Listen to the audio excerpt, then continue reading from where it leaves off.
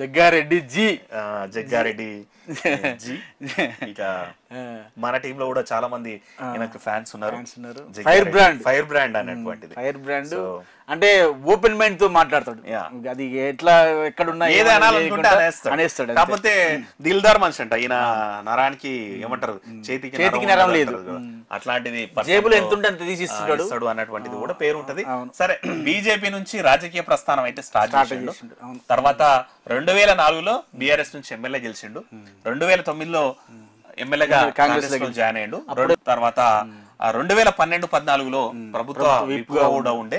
2018లో ఎమ్మెల్యేగా గెలిచినటువంటి నేపథ్యం ఉండే. ఇప్పుడు శాసనసభలో పబ్లిక్ ఎస్టిమేట్స్ కమిటీ సభ్యుడు కూడా, సిఇసి మెంబర్ కూడా చేసినటువంటి నేపథ్యం ఉంది.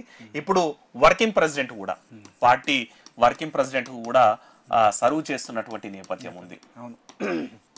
చాలా మంది అంటారు, ఒకవేళ జగ్గన్న గెలిచింటే ఈసారి సీఎం సీటు మీద కూడా ఉంటది అన్నటువంటి.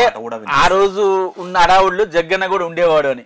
అంటే ఆ లిస్ట్ లో వెంకటరెడ్డి, ఉత్తమ్ కుమార్ రెడ్డి, వెంకటరెడ్డి, జగ్గారెడ్డి ఇట్లా లిస్ట్ లో ఆయన కూడా ఖచ్చితంగా ఉండేది అన్నటువంటి మాట వినిపిస్తుంది. మరి వాయిస్ అయితే గట్టి ఉంటది. ఏం మాట్లాడాలనుకుంటే అది మాట్లాడతాడు.